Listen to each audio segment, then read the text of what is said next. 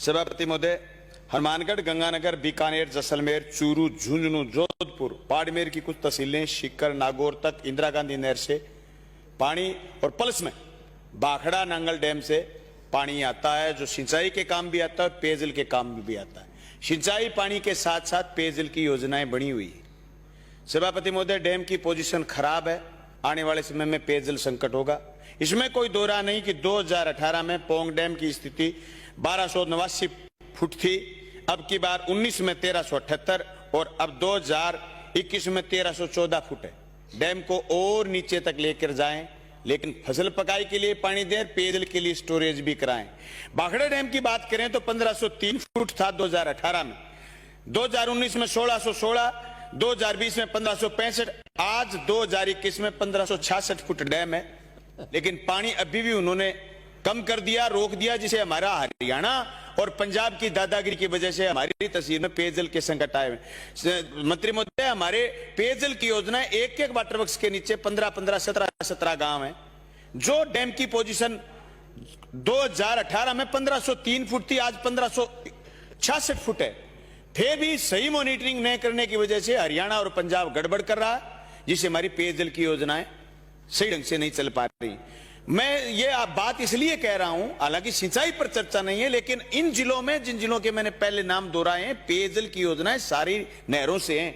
नहरों की रिलाइनिंग का काम जो आपने हाथ में, पिछली सरकार ने हाथ में लिया, आपने हाथ में लिया, उस रिलाइनिंग के काम में सरिंद फीडर पर 2019 में 17 किलोमीटर, 2020 में नील, 2021 में 26 किलोमीटर का काम हाथ में लिया, जो पूरा भी हो गया। उसको पूरा करने की जरूरत है।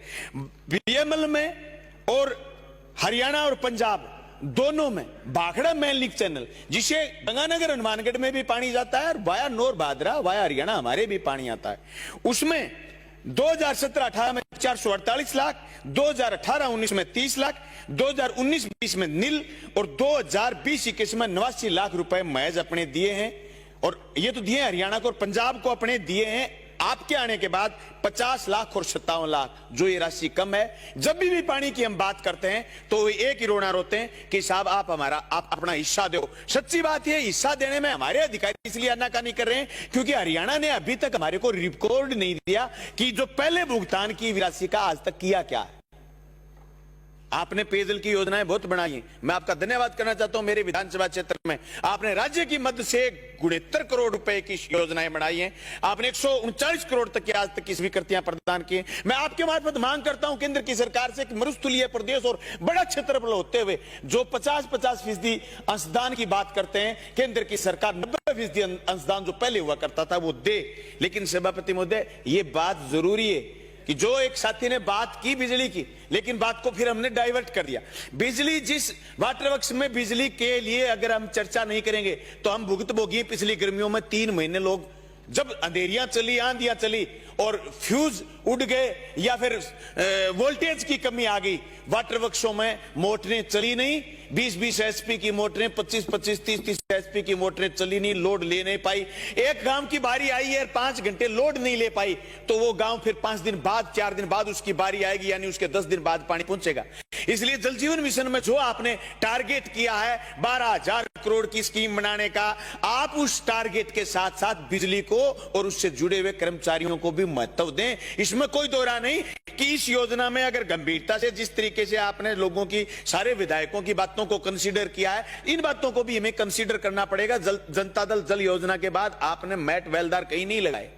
जल जीवन मिशन में बात आई कि हम मैट और बेलदार लगाएंगे, जो आईटीआई किए हुए लड़कों को लगाएंगे, लेकिन योजना सिरे चढ़ने वाली है, शुरू होने वाली है, टेंडर होने वाले हैं, लेकिन अभी तक उनका लगने का कोई अता पता नहीं है। इसलिए हमारी शपथ सी मांग है कि आप पाइपलाइन बिछा देंगे, आप वाटर वर्क्स खड़े कर देंगे, आप एसआर खड़ी कर देंगे, सारी बात ठीक है, लेकिन उनकी मेंटेनेंस के लिए, उनको चलाने के लिए, उन मोटरों को चलाने के लिए, उन वाटर वर्क्सों को चलाने के लिए जो कर्मचारी की जरूरत है, आप उनको चलाने की कोशिश करेंगे। सभापति महोदय, मैं एक बात का ध्यान आपको फिर दिलवाना चाहूंगा कि जो ये घर घर पेयजल की योजना चल रही है, इस योजना में अगर कोई शहर और कोई गांव आज अगर छूट जाता है तो आप इसको अगली स्कीम में जरूर शामिल करें। मेरे विधानसभा क्षेत्र के करीब 70 गांव आपने इसमें कंसीडर किए, लेकिन आज से 30 साल पहले, 40 साल पहले जो वाटर वर्क्स बन गए थे और उसके बाद जनसंख्या वृद्धि हो गई है, उस जनसंख्या वृद्धि वाले गांवों को भी आप लीजिए। और जो किसान ढाणियों में चले गए, उनकी ढाणी 2-2, 3-3 किलोमीटर दूर है, पास में 5-5, 10-10 ढाणियां हैं। एमएलए कोटे से पैसे देंगे, 20-20, 30-30 लाख रुपए लग जाएंगे। लेकिन आप जल जीवन मिशन में उन पाइपलाइनों को भी शामिल करेंगे, उन ढाणियों को कनेक्शन देने का काम भी आप करेंगे। अपनी योजना में हमारे गांव जुड़े हुए हैं, 6 गांव जो सावा लिफ्ट कराल से उनको पानी आता है, और वो पानी नोर के कर्मशाणा, कर्मशाणा के बाद ललानिया, ललानिया के बाद सावा में आता है। सावा में जो सिस्टम है वो सिस्टम सही नहीं है। हमारे 6 गांव आज भी प्यासे हैं। हालांकि आपने बजट में उनको कुंजी और कणाऊ 2 गांव में एसआर बनाने का कार्यक्रम बनाया, लेकिन सिर्फ एसआर बनाने से काम नहीं चलेगा। वाटर स्टोरेज की बात आ जाती है तो आज भी इंदिरा गांधी नहर से उनको पानी आता है और वो पानी पूरा नहीं मिल पा रहा है। सुबह सुबह जब लोगों का फोन आता है कि पानी नहीं पहुंच रहा, हम वहां बात करते हैं, एएन एक्शन से बात करते हैं, वो कहते हैं हमें सिंचाई महकमे के लोग पानी पूरा नहीं दे रहे, हमारे कर्मशाला में पानी पूरा नहीं आ रहा। सभापति महोदय, मैं स्पष्ट ये बात कर देना चाहता हूं कि नहर के बिना वाटर वर्क्स की योजनाएं, पेयजल की योजनाएं सिरे नहीं चढ़ेंगी। इसलिए आज की डिबेट में जिस तरीके से पेयजल के पीएचडी के बड़े बड़े अफसर मौजूद हैं, मंत्री जी मौजूद हैं, आप सिंचाई भी देखते हैं, आप उससे पहले बात हिस्से के पानी की भी करिए, डैम के पानी की भी करिए, बीएमएल और इंदिरा गांधी नहर और सरहिंद फीडर के पुनर्निर्माण की बात भी करिए। आप इन चीजों को भी दुरुस्त करिए कि पंजाब को हमें क्या देना है और हरियाणा को हमें क्या देना है। देने के बाद उनसे यह भी चेक करवाइए।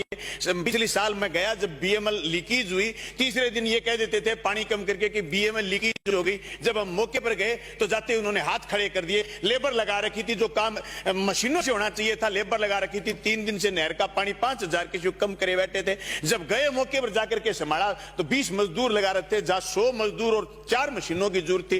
पूरे किसानों का रेगुलेशन चौपट हो गया। 15 दिन इलाके में नौर और भादरा में पेयजल की भारी किल्लत हो गई।